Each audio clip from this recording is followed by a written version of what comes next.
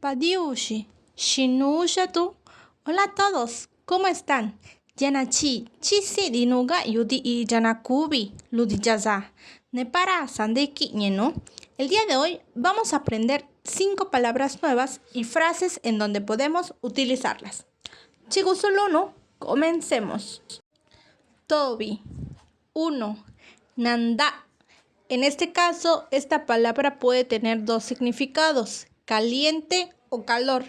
Vamos a utilizar un ejemplo con la palabra calor. Nave nanda yanaji. Hoy hace mucha calor. Nave nanda yanaji. Chupa. Número 2. También será la palabra nanda, pero ahora con el significado de caliente. Nanda gendarodi. La comida está caliente. Nanda gendarodi. Chonna. 3. Nananda, que significa frío o hacer frío. Hoy vamos a verlo con el significado de hacer frío.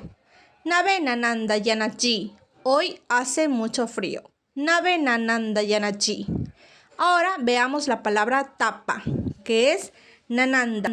En este caso tendré el significado de frío. Veamos un ejemplo. Nave nananda nisaka. El agua está muy fría. Nave nananda nisaka. Gayu. 5. Liye, que significa mi casa o mi hogar.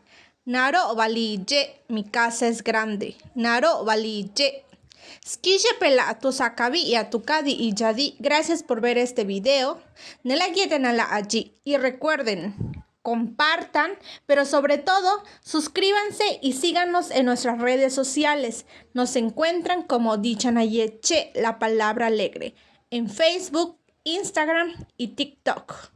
Lago cheche kadi y yadi, compartan estas palabras. Tika wiyeka.